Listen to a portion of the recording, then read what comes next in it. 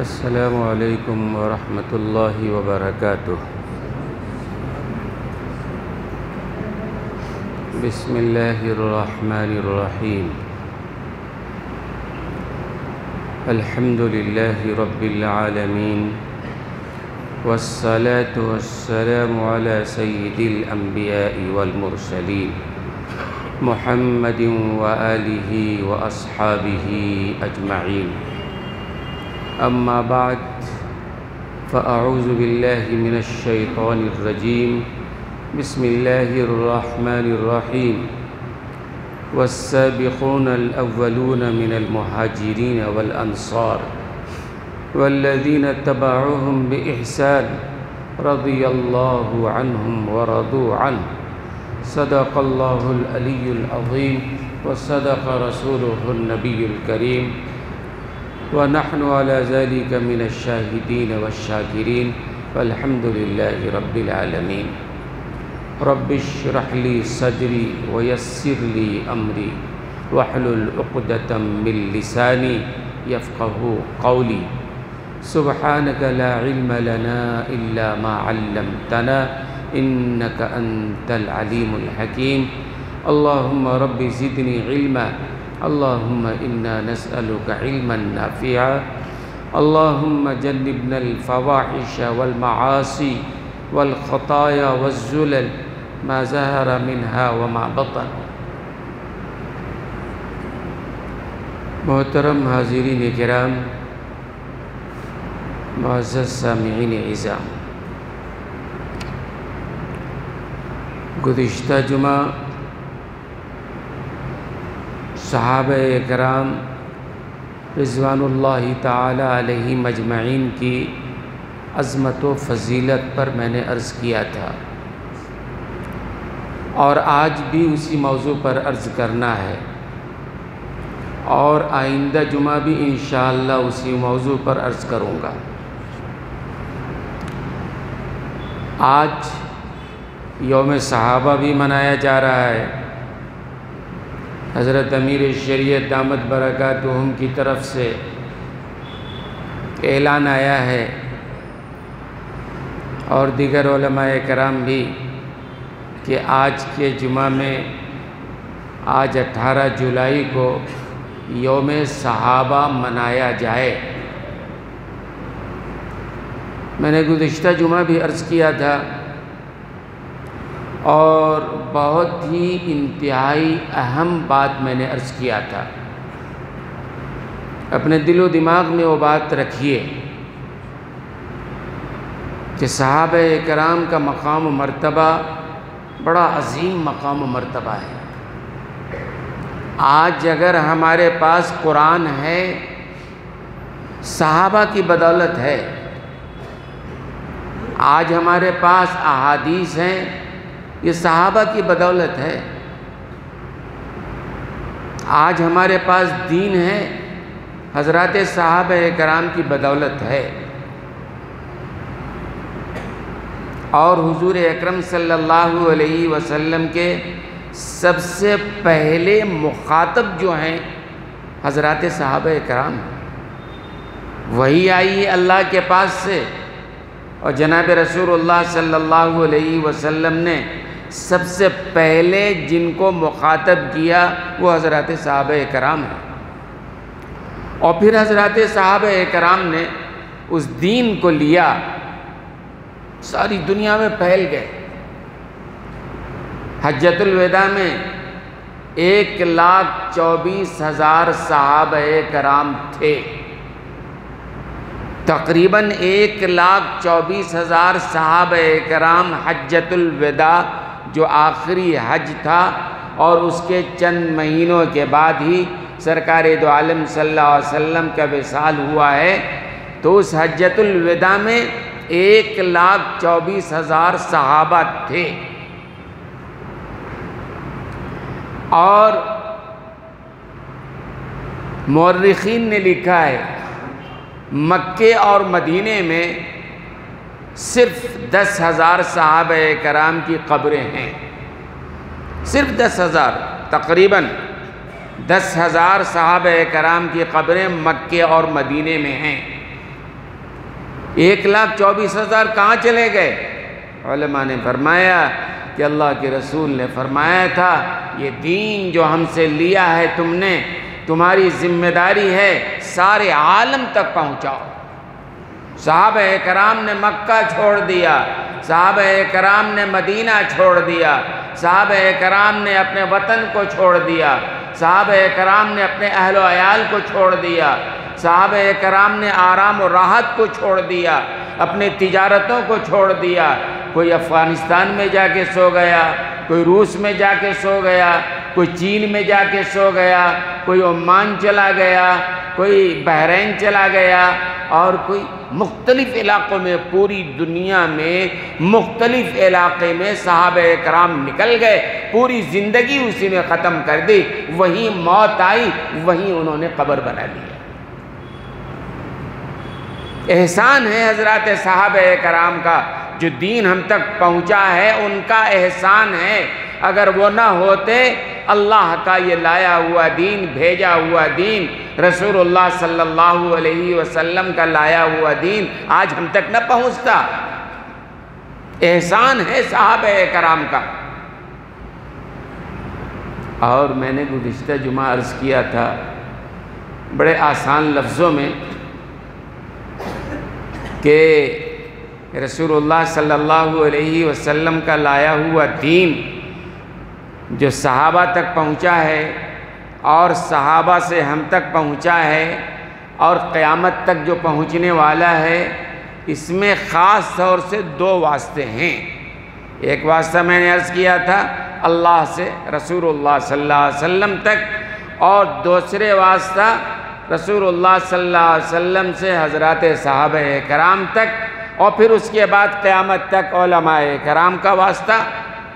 پہلا واسطہ میں نے کہا تھا کہ اس واسطے پر جب کبھی کسی نے اعتراض کیا ہے، واسطے پر جب کسی نے اعتراض کیا ہے، لعن طعن کیا ہے، اس میں عیب نکالا ہے، تو یاد رکھیے میرا جملہ، نبی کے دور میں کسی نے صحابہ پر اعتراض کیا ہے، نبی نے اس کا جواب نہیں دیا ہے بلکہ اللہ نے خود جواب دیا ہے۔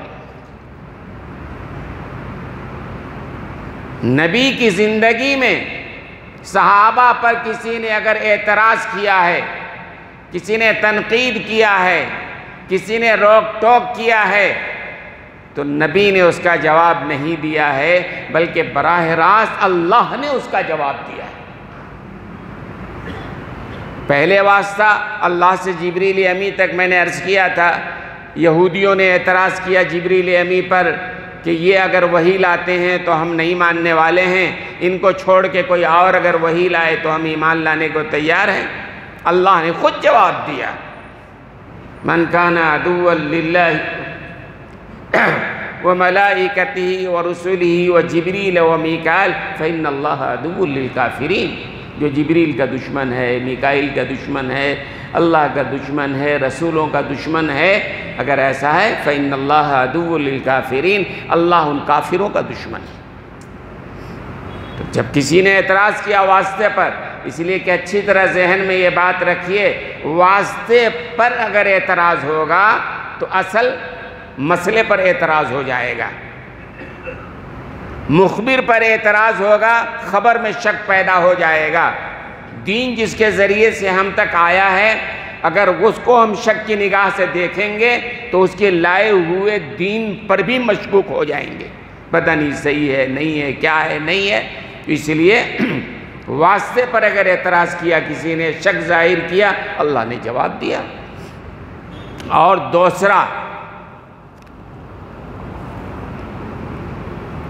دوسرا واسطہ، پہلا واسطہ تو اللہ سے جبریل امی رسول اللہ صلی اللہ علیہ وسلم تک اعتراض کیا یہودیوں نے، اللہ نے خود جواب دیا، رسول اللہ صلی اللہ علیہ وسلم نے جواب نہیں دیا بلکہ اللہ نے خود جواب دیا۔ دوسرا واسطہ رسول اللہ صلی اللہ علیہ وسلم سے صحابہ تک۔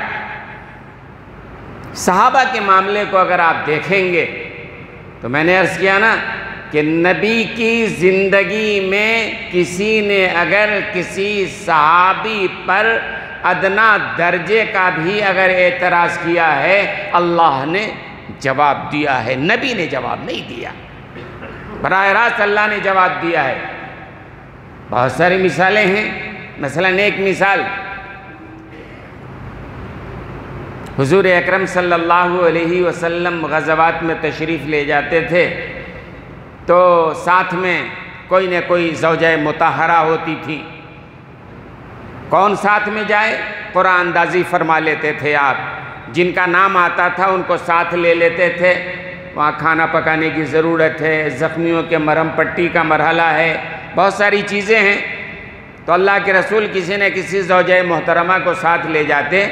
2 غزوے میں حضرت عائشہ صدیقہ رضی اللہ تعالی عنہا ساتھ تھی، 2 غزوے میں۔ دونوں غزوے کا حال میں سناتا ہوں، بات سمجھ میں آئے گی۔ غزوہ بنی المصطلق کا واقعہ پہلے میں عرض کرتا ہوں، بڑا مشہور ہے۔ غزوہ بنی المصطلق غزوے کے لیے رسول اللہ صلی اللہ علیہ وسلم گئے، اور پھر بنی المصطلق کا جو قبیلہ تھا 10 روز آپ نے قیام فرمایا، اور بغیر جنگ کے وہ قلعہ فتح ہو گیا۔ اللہ کے رسول واپس آئے تو مدینے سے پہلے ایک جگہ آپ نے قیام فرمایا۔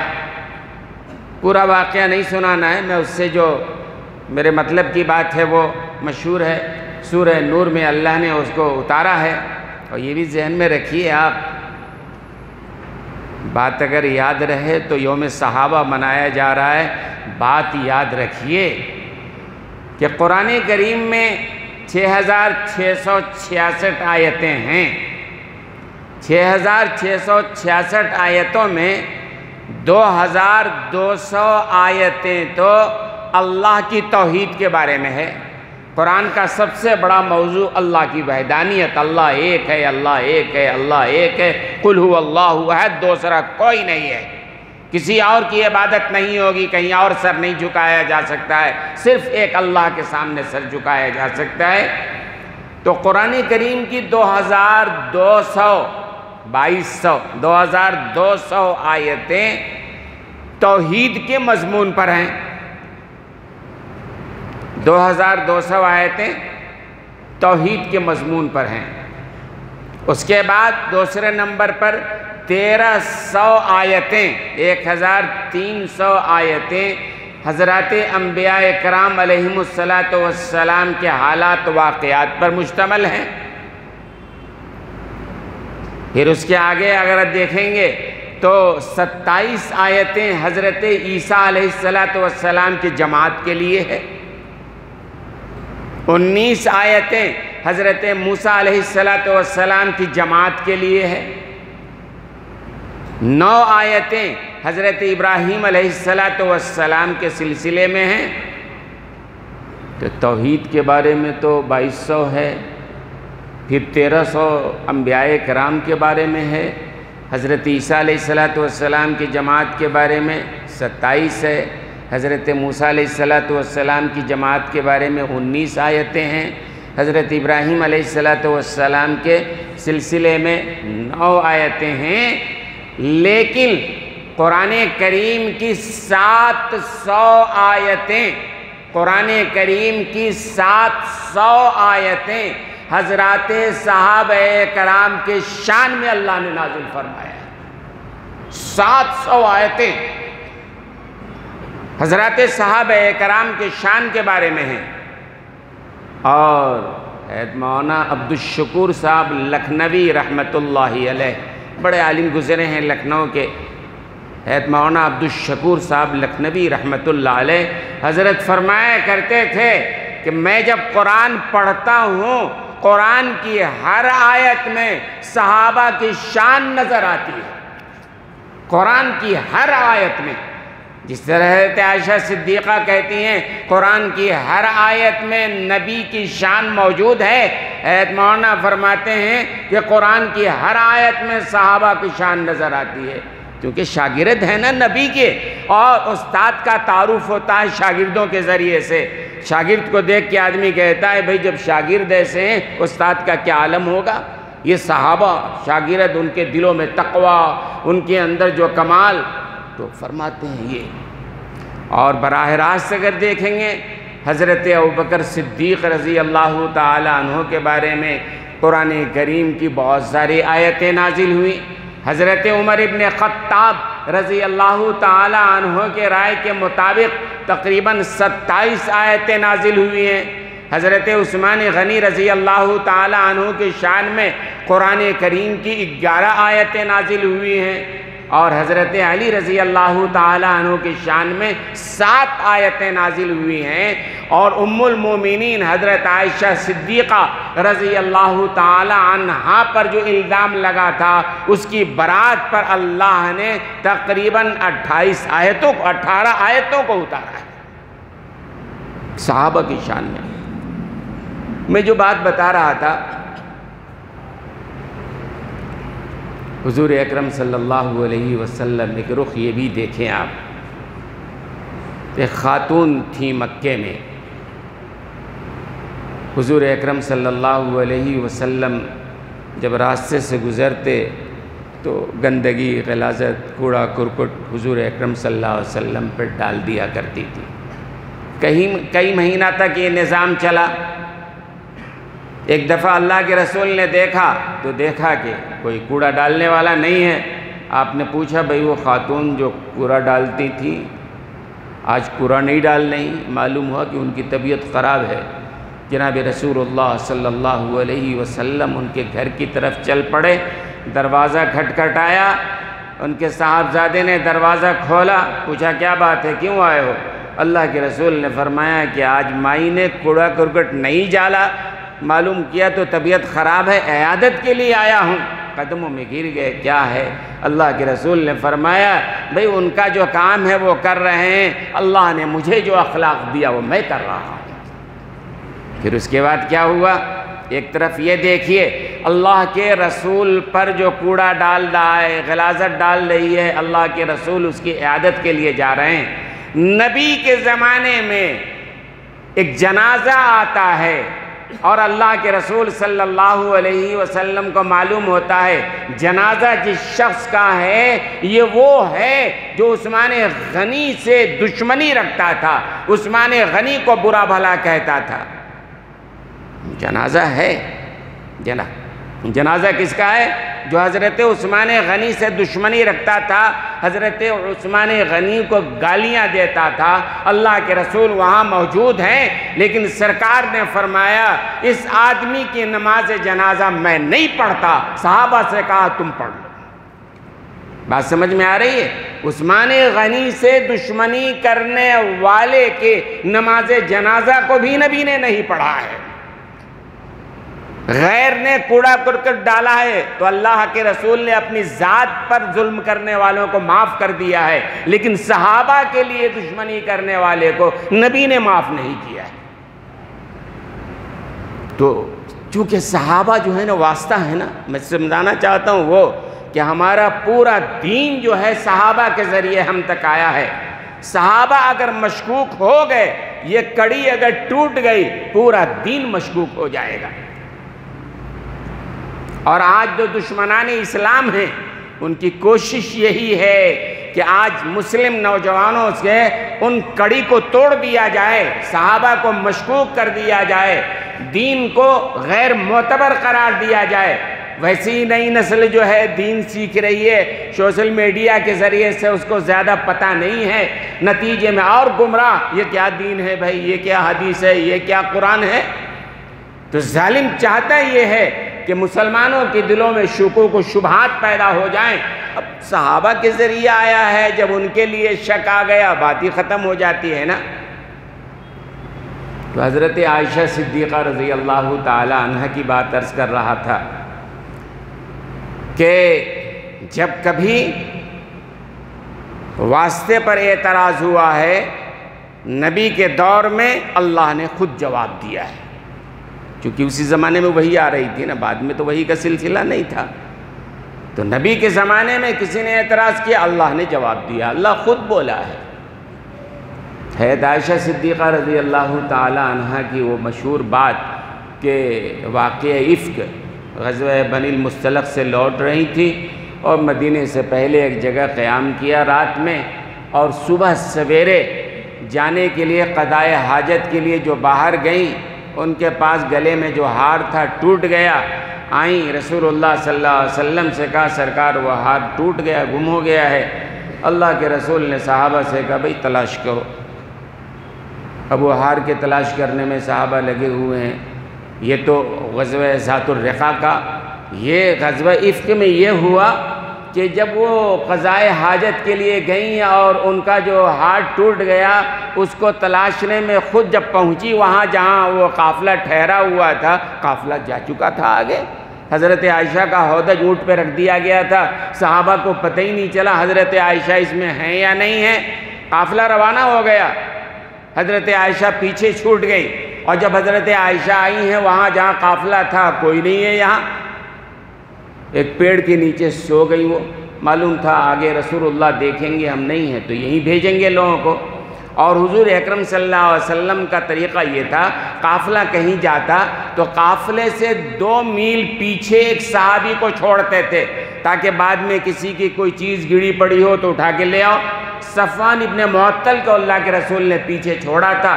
وہ جب آئے 2 میل کے فاصلے سے قافلہ جا چکا ہے، دیکھا ابھی چاندنی ہے، ابھی صبح کا سورج نکلا نہیں ہے، دیکھا کہ یہ درخت کے نیچے کوئی سو رہا ہے، تو دیکھا، پوچھا کون؟ حضرت عائشہ صدیقہ جاگ گئی، کہا میں عائشہ ہوں۔ اور پھر اللہ کے رسول تو وہاں تھے نہیں، حضرت صفوان ابن معطل نے اپنے اونٹ کو بٹھایا، حضرت عائشہ بیٹھی اور آگے قافلے میں جا کے مل گئی، کسی نے دیکھا بھی نہیں۔ لیکن عبداللہ ابن ابی مدینے کا منافق، بڑا منافق انسان، بظاہر مسلمان تھا لیکن منافق، اس کا کام ہی یہ تھا نکتہ چینی کرنا صحابہ کے بارے میں۔ اب اس کو پوائنٹ مل گیا، اس نے کہا دیکھو بھائی پیچھے رہ گئی تھی، صفوان ابن معطل کے ساتھ آئی ہیں، ایک جوان لڑکی ہے، جوان آدمی ہے، اور اس نے تہمت پر ایسا الزام لگایا، پورے مدینے میں کوہرام مچ گیا، نبی کی زوجہ نے یہ کیا وہ کیا، بات بڑی لمبی ہے۔ بہرحال اللہ کے رسول صلی اللہ علیہ وسلم بے انتہا پریشان رہے، صحابہ کو مسجد میں جمع کیا، مشورہ دو بھائی اس طرح کی باتیں چل رہی ہیں، کیا ہوگا؟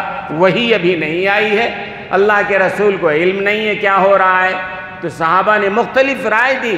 حضرت عمر ابن خطاب نے رائے دیا، یا رسول اللہ صلی اللہ علیہ وسلم یہ بتلائیے کہ اللہ نے یہ جو آپ نے نکاح حضرت عائشہ سے کیا ہے، کسی انسان نے کرایا تھا یا اللہ نے کرایا تھا؟ رسول اللہ صلی اللہ علیہ وسلم نے فرمایا کسی انسان نے یہ رشتہ نہیں کرایا تھا، بلکہ اللہ کے حکم سے یہ رشتہ ہوا، اللہ نے یہ رشتہ کرایا ہے۔ تو حضرت عمر ابن خطاب نے کہا یا رسول اللہ، آپ کے جسم پر ایک بار مکھی، گندی مکھی بیٹھنا چاہتی تھی، اللہ نے نہیں بیٹھنے دیا۔ جو اللہ آپ کے جسم پر گندی مکھی کو بیٹھنے نہیں دیتا ہے، وہ اللہ آپ کے بستر پر کسی غلط عورت کو آنے نہیں دے گا۔ یہ اللہ کا انتخاب ہے، حضرت عائشہ غلط نہیں ہو سکتی ہیں۔ جب حضرت عمر نے یہ دلیل دیا تو اللہ کے رسول نے کہا جزاک اللہ یا ابن عمر، اے عمر، عمر ابن خطاب، یا ابن خطاب، اے عمر تم نے بہت اچھا میرا دل کا وہ بوجھ ہلکا کر دیا ہے۔ انتخاب حضرت عائشہ کا اللہ نے کیا ہے تو اللہ کسی غلط عورت کو میرے بستر پر نہیں لائے گا۔ اللہ کے رسول گئے حضرت عائشہ کے پاس، 2 روز سے ان کو معلوم ہوا کھانا نہیں پینا نہیں، مسلسل رونا رونا رونا، مصلی پہ بیٹھی ہیں۔ تو اللہ کے رسول نے جا کے کہا عائشہ میں کچھ کہنا چاہتا ہوں، کیا کہیے؟ تو سرکار نے کہا کہ عائشہ اگر غلطی ہو گئی ہے اعتراف کر لو، اللہ سے معافی مانگ لو، میں محمد بھی اللہ سے سفارش کرتا ہوں، مجھے امید ہے اللہ میری بات مان لے گا، اللہ معاف کر دے گا۔ حضرت عائشہ صدیقہ رضی اللہ تعالی عنہ نے کہا یا رسول اللہ میری مثال حضرت یوسف کی باپ کی طرح ہے، اگر میں کہوں ہاں میں نے یہ کیا، میں پاک باز نہیں ہوں، تو ظاہر ہے حقیقت کے خلاف غلط بات ہے، اور اگر میں کہتی ہوں میں نے یہ نہیں کیا تو آپ کے دل میں ایک بات بیٹھ گئی، آپ ماننے کو تیار نہیں۔ یہ کہا اس کے بعد تھوڑی دیر کے بعد ہی وحی اتری ہے، اور قرآن کریم میں سورہ نور کی 18 آیتیں حضرت عائشہ کے بارے میں اللہ نے نازل فرمایا ہے۔ علماء نے لکھا ہے، دیکھو بھئی اچھی طرح سمجھو، حضرت عائشہ پر الزام لگا ہے نا، الزام تو اور لوگوں پہ بھی لگا ہے نا، حضرت مریم پر بھی الزام لگا تھا، حضرت یوسف علیہ السلام پر بھی الزام لگا تھا، لوط کی بیوی پر بھی الزام لگا تھا، حضرت داؤد پر بھی الزام لگا تھا، تاریخ میں کئی لوگ ہیں جن پر الزام لگا ہے۔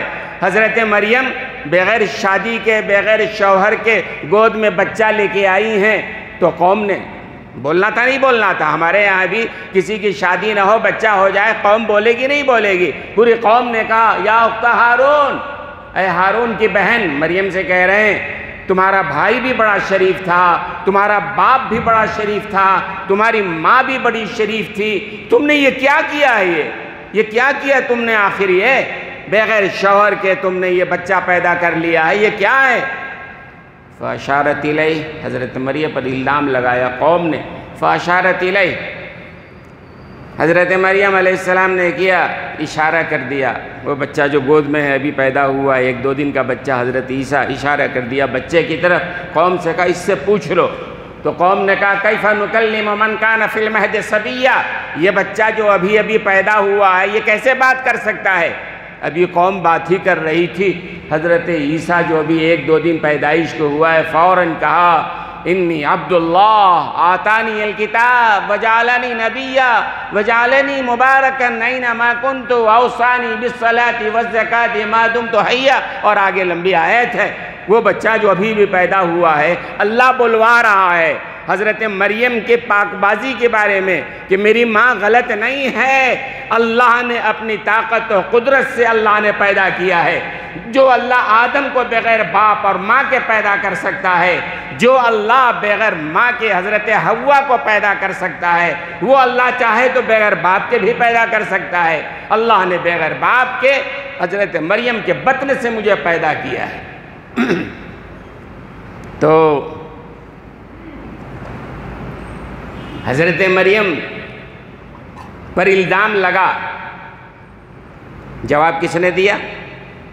چھوٹے بچے نے، ان کے صاحبزادے نے، ابھی ابھی پیدائش، چھوٹا بچہ نہیں بولتا، اللہ بلوا رہا ہے۔ حضرت یوسف علیہ السلام پر بھی الزام لگا، زلیخا مالکن ہے، حضرت یوسف پر فریفتہ ہے، تمام دروازے بند کر کے اندر اس نے کہا ہائی تلک آ جاؤ۔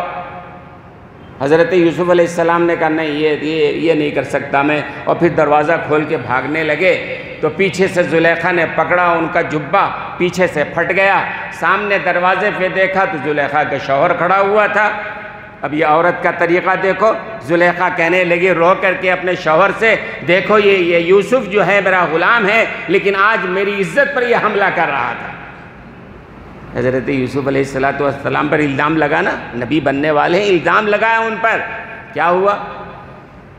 وہاں بھی یہی ہوا، شہید شاہد من اہلیہ، ایک بچہ وہاں گھر میں تھا، چھوٹا بچہ، 3 مہینے کا بچہ، بول نہیں سکتا ہے، لیکن اس بچے نے جو ہے عزیز مصر سے کہا، زلیخا کے شوہر سے کہا ٹھہرو، اس مسئلے کا حل یہ ہے کہ حضرت یوسف کے کرتے کے دیکھو اگر پیچھے سے پھٹا ہے تو سمجھو کہ یوسف سچے ہیں، زلیخا جھوٹی ہے، اور اگر ان کا جبہ سامنے سے پھٹا ہے یوسف جھوٹے ہیں، زلیخا سچی ہے۔ پیچھے سے پھٹا تھا، حضرت یوسف بھاگ رہے تھے، زلیخا پکڑ کے گھسیٹ رہی تھی، پیچھے سے پھٹا تھا۔ سامنے سے پھٹا ہوتا تو مطلب یہ حضرت یوسف اقدام کر رہے تھے اور زلیخا ان کو ہٹا رہی تھی۔ تو ایک بچے نے، میں یہ کہہ رہا ہوں، جب الزام لگا حضرت یوسف پر تو کس نے جواب دیا؟ ایک چھوٹے بچے نے بتایا، شوہر نے دیکھا تو واقعی پیچھے سے پھٹا ہے، بات تو سمجھ میں آ گئی کہ کیا ہوا ہے، زلیخا نے گڑبڑ کیا ہے، لیکن اپنی عزت بچانے کے لیے اپنی بیوی کے کہنے پر حضرت یوسف کو ملزم بنا کر جیل خانے میں ڈال دیا گیا تھا۔ پھر آگے اللہ نے برات ظاہر کیا، شکل پیدا ہوئی، وہ واقعہ مجھے نہیں بیان کرنا۔ میں یہ بتانا چاہتا ہوں حضرت مریم پر الزام لگا، برات کی گواہی اللہ نے کس سے دلوایا؟ ایک بچے سے دلوایا۔ حضرت یوسف علیہ السلام پہ الزام لگا، اللہ نے کس سے برات کی گواہی دلائی؟ ایک بچے سے دلائی۔ حالانکہ اللہ چاہتا تو کسی سے بھی دلا سکتا تھا، فرشتے آ کر گواہی دے سکتے تھے، کچھ بھی ہو سکتا تھا، لیکن اللہ نے بچے سے گواہی دلائی۔ حضرت عائشہ صدیقہ رضی اللہ تعالی عنہ پر الزام لگا ہے، زناکاری کا الزام لگا ہے، بدکاری کا الزام لگا ہے۔ اگر اللہ چاہتے، حضرت عائشہ تو پاک باز تھی، غلط الزام لگایا گیا تھا، اگر اللہ چاہتے جس اونٹ پر سوار ہو کر حضرت عائشہ وہاں سے گئی ہیں وہ اونٹ گواہی دیتا، اللہ چاہتا تو اونٹ بھی گواہی دے سکتا تھا۔ اگر اللہ چاہتا تو ستاروں کی چھاؤں میں حضرت عائشہ گئی تھی، ستارے گواہی دے سکتے تھے۔ اللہ چاہتا تو چاند کے چھاؤں میں روشنی میں حضرت عائشہ گئی تھی، چاند گواہی دے سکتا تھا۔ جن راستوں سے گزری تھی وہ راستے گواہی دے سکتے تھے، اور ریت کے ذرات اور زمین کا حصہ گواہی دے سکتا تھا۔ اللہ چاہتا تو سورج کے کرنیں گواہی دے سکتے، اللہ چاہتا فرشتے گواہی دے سکتے تھے، اللہ چاہتا تو کچھ بھی ہو سکتا تھا، لیکن اللہ نے سب کو منع کر دیا، نہیں تم بھی نہیں، تم بھی نہیں، تم بھی نہیں، سب خاموش رہو۔ حضرت مریم پر الزام لگا، بچے سے اللہ نے گواہی دلوا دی۔ حضرت یوسف پر لگا، بچے نے گواہی دلا دی۔ حضرت عائشہ کی باری آئی، اللہ چاہتے تو میں نے کہا نا اونٹ بھی گواہی دے سکتا، راستے گواہی دے سکتے تھے، درخت اس کے پتے گواہی دے سکتے تھے، فرشتے گواہی دے سکتے تھے، اللہ نے سب کو روک دیا۔ اور میں نے وہ جملہ کہا ہے نا، نبی کے دور میں کسی صحابی پر اگر کوئی الزام لگا ہے، نبی نے جواب نہیں دیا ہے، اللہ نے خود جواب دیا ہے۔ اس معاملے میں حضرت عائشہ پر الزام لگا ہے، اللہ نے خود جواب دیا۔ سورہ نور کی 18 آیتیں اللہ نے اتار دی ہے، اللہ نے بتا دیا ہے عائشہ پاک باز ہیں، اسی موقع پر یہ آیت نازل ہوئی ہے۔ تو حضرت مریم کا موقع آیا، اللہ نہیں بولا، حضرت یوسف کا موقع آیا، اللہ نہیں بولا، لیکن حضرت عائشہ کی باری آئی، اللہ خود بول پڑا۔ کیوں اللہ بولا ہے؟ وجہ یہ ہے کہ حضرت عائشہ صدیقہ رضی اللہ تعالی عنہ صحابیہ تو ہیں، زوجہ مطہرہ ہیں، اور حضرت عائشہ صدیقہ رضی اللہ تعالی عنہ کے ذریعے سے 2210 حدیثیں امت تک پہنچی ہیں۔ اگر حضرت عائشہ پر شک ہو جاتا، ان کے لائے ہوئے حدیثوں پہ شک پیدا ہو جاتا۔ اللہ نے خود گواہی دیا تاکہ قیامت تک قرآن میں یہ آیت رہے اور دنیا جانے کہ حضرت عائشہ پر الزام لگانے والے غلط ہیں۔ اور آگے کیا ہوا کہ عبداللہ ابن عبی رئیس المنافقین، اسی کا بھڑکایا ہوا یہ مسئلہ تھا۔ قرآن کریم نے کہا، ایک تو مسلمانوں سے کہا، ایک ان لوگوں سے کہا، نبی سے اور مسلمانوں سے کہا جو لوگ اس میں شامل ہو گئے تھے اس بات میں۔ عبداللہ ابن عبی، ہمارے ہاں بھی ہوتا ہے نا، ایک کوئی منافق، ایک کوئی کمینہ ہوتا ہے، ایک بات شوشہ چھوڑتا ہے، باقی لوگ بغیر تحقیق کے ہاں میں ہاں کتوں کی طرح بھونکنا شروع کرتے ہیں، ہوتا ہے نا ہمارے معاشرے میں۔ عبداللہ ابن عبی نے ایک بات کہی، کئی سچے مسلمان بھی اس میں شامل ہو گئے۔ تو اللہ نے جب آیت نازل کی حضرت عائشہ کی برات کو جہاں ظاہر کیا، وہاں یہ بھی کہا لولا اذ سمعتموه قلتم ما يكون لنا ان نتكلم بهذا سبحانك هذا بہتان عظیم۔ اللہ نے ڈانٹ پڑھائی، نبی کو ڈانٹا، جب تم تک یہ خبر پہنچی کہ عائشہ کے لیے یہ الزام لگایا گیا ہے، تم نے کیوں نہیں کہا سبحانک ھذا بہتان عظیم؟ ایسا ہو ہی نہیں سکتا ہے، چونکہ انتخاب اللہ کا ہے اور دین کا واسطہ ہے، غلط نہیں ہو سکتی۔ تو اللہ نے ایک تو ڈانٹ نبی کو پلائی، کیوں تمہارے دل میں خیال آیا کہ ایسا ہو سکتا ہے؟ صحابہ سے مشورہ کرنے لگے، نہیں، یہ خیال لانا غلط ہے۔ اور دوسری بات اللہ نے کہا والذی تولی کبرہ منہم لہ عذاب عظیم، ان کا جو بڑا یعنی عبداللہ ابن عبی جس نے یہ ہنگامہ برپا کیا تھا، اس کے لیے بڑا عظیم ہے، دردناک عذاب ہے۔ قرآن میں اتر گیا اس کے لیے دردناک عذاب ہے۔ والذی تولی کبرہ سے مراد عبداللہ ابن عبی ہے، تمام مفسرین کہتے ہیں۔ ان کے صاحبزادے مخلص مسلمان تھے، وہ بھی جانتے تھے قرآن کی آیت اتری ہے میرے باپ کے بارے میں کہ وہ جہنمی ہی، اللہ کا عذاب ہوگا۔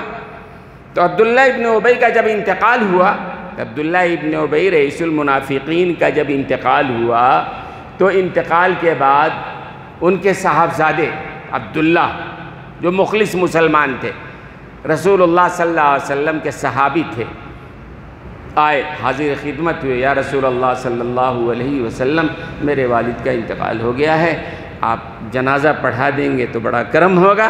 دل میں یہ خیال تھا نبی اگر جنازے کی نماز پڑھ دیں گے، اور جنازے کی نماز کیا ہے؟ میت کے لیے دعائے مغفرت ہے، نبی اگر نماز پڑھا دیں گے، مغفرت کی دعا کر دیں گے تو شاید اللہ میرے باپ کو معاف کر دے۔ والذی تولی کبرہ قرآن میں جو ہے کہ دردناک عذاب ہے، شاید اللہ معاف کر دے۔ صحابی گئے، یا رسول اللہ نماز جنازہ پڑھا دیجئے۔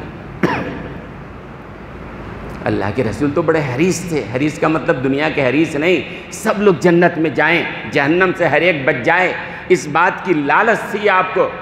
اللہ کے رسول نے کہا میرے جنازہ پڑھانے سے اگر کسی کو مغفرت ملتی چلو میں پڑھاتا ہوں۔ کہا چلو میں آتا ہوں۔ پیچھے سے حضرت عمر کھڑے ہو گئے، کہا یا رسول اللہ آپ اس منافق کی نماز پڑھائیں گے جس نے حضرت عائشہ پر اتنا بڑا الزام لگایا، اتنی بڑی بدتمیزی اور جو طوفان کھڑا کیا تھا، آپ اس کی نماز جنازہ پڑھائیں گے؟ حضرت عمر کی رائے تھی نہیں یا رسول اللہ مت پڑھائیے۔ اللہ کے رسول نے کہا بھئی اللہ نے تو منع نہیں کیا ہے، اللہ وہی نازل کر دیتا مت پڑھاؤ تو میں نہیں پڑھاتا، میں وعدہ کر چکا ہوں اس لیے مجھے جانا ہے۔ اللہ کے رسول تشریف لے گئے، حضرت عمر کی رائے تھی مت پڑھائیے، یہ منافق ہے، حضرت عائشہ پر الزام لگایا ہے، اسلام کو ہر جگہ اس نے تکلیف پہنچایا ہے۔ حضور اکرم صلی اللہ علیہ وسلم نے فرمایا کہ نہیں بھائی میں نے وعدہ کر لیا ہے اور اللہ نے منع نہیں کیا ہے۔ گئے جنازہ کے لیے کھڑے ہوئے، حضرت عمر بھی پیچھے کھڑے ہیں۔ حضرت عمر کی رائے تھی مت پڑھائیے، لیکن جب نبی نے فیصلہ کیا پڑھانے کا تو حضرت عمر نے ضد چھوڑ دیا، ٹھیک ہے نبی ظاہر سی بات ہے آپ کا مقام ہے، آپ نے جنازے کی نماز پڑھا دی، اور جنازے کی نماز پڑھانے کے بعد ابھی لوٹ کے گھر بھی نہیں آئے ہیں، اللہ نے قرآن کریم کی آیت نازل فرما دی وَلَا تُصَلِّ عَلَىٰ أَحَدٍ مِّنْهُمْ مَاتَ، کہ ان میں کافروں میں سے منافقوں میں سے کوئی اگر مر جائے آئندہ سے آپ اس کی نماز جنازہ نہیں پڑھائیں گے۔ اب تو پڑھا لیا، ٹھیک ہے چلو پڑھا لیا، آئندہ نہیں پڑھائیں گے۔ اس کے بعد ان کے صاحبزادے چاہ رہے تھے میرا باپ کیسی مغفرت ہو جائے، کہ یا رسول اللہ آپ اپنا جبہ عطا فرما دیجئے نا۔ تو اللہ کے رسول نے کہتے ہیں اپنا جبہ دیا یا اپنے کپڑے کا کوئی ٹکڑا دیا، ٹھیک ہے جنازے میں ڈال دو۔ دل میں وہی بات ہے، اللہ نے منع تو نہیں کیا ہے نا، اگر میرا کپڑا اس کو مل جائے اور اللہ مغفرت فرما دے میرا نقصان کیا ہے، دے دیا۔ دل میں کیا بات ہے، کسی طرح مغفرت ہو جائے۔ اس کے بعد اللہ نے کیا کیا وہ میں سنانا چاہتا ہوں۔ یہ منافقین اور صحابہ کو بدنام کرنے والے، دین کے واسطوں کو بدنام کرنے والے، میں نے کہا نا اللہ کے رسول کو کوئی گالی دے رہا ہے آپ نے برداشت کر لیا ہے، صحابی کو کسی نے گالی دیا ہے، نبی نے جنازے کی نماز نہیں پڑھائی ہے۔ تو یہاں بھی یہی ہوا کہ اللہ کے رسول کی خواہش ہے کسی طریقے سے مغفرت ہو جائے، میرا کیا بگڑتا ہے، آپ نے جنازہ بھی پڑھا دیا، آپ نے اپنے جبہ کا حصہ بھی عطا فرما دیا۔ اللہ نے آیت اتاری ان تستغفر لهم 70 مرة فلن یغفر اللہ لهم، اے نبی اگر آپ 70 بار بھی مغفرت کی دعا کریں گے ہم اس کو معاف نہیں کریں گے جس نے عائشہ پر تہمت لگایا۔ اللہ نے صاف اعلان کر دیا جس نے عائشہ پر الزام لگایا ہے، اے نبی آپ بھی 70 بار اگر دعا کریں گے ہم اس کو معاف نہیں کر سکتے ہیں، اللہ نے اعلان فرما دیا۔ کیوں حضرت عائشہ کے بارے میں اللہ اتنی شدت کے ساتھ کیوں کہہ رہے ہیں؟ وہی واسطہ ہے، دین کا واسطہ ہے، نبی سے دین لے کر امت تک پہنچایا ہے۔ 2210 حدیثیں ان سے آئی ہیں، اگر حضرت عائشہ پر شک کرنے لگ جائیں ان کے ذریعے جو دین آیا ہے اس پر بھی شک ہو جائے گا نا بھائی۔ تو یہ واسطے ہیں، صحابہ دین کا واسطہ ہے۔ آج ایک طبقہ ہے، یوم صحابہ منانے کے پیچھے بھی وجہ یہی ہے، ایک طبقہ ہے ہر زمانے میں رہا ہے، آج کل کچھ زیادہ ہو گیا ہے، وہ نیٹ پر سوشل میڈیا پر ویسے مختلف مقامات پر صحابہ پر تبرہ کرنا، حضرت ابوبکر کو گالیاں دینا، حضرت عمر کو گالیاں دینا، حضرت عائشہ صدیقہ پر لعن طعن کرنا۔ اس لیے یاد رکھیے ایمان کو محفوظ رکھنا ہے، صحابہ سے محبت رکھنا لازم اور ضروری ہے۔ ایک حدیث سنا کے میں بات ختم کروں گا، وقت ہے ہو گیا۔ چلیے انشاءاللہ آئندہ عرض کریں گے۔ اللہ تبارک و تعالی ہمارے دلوں میں صحابہ کی محبت نصیب فرمائے اور صحابہ کے نقش قدم پر چلنے کی توفیق عطا فرمائے۔ ہاں یہ ایک اعلان ہے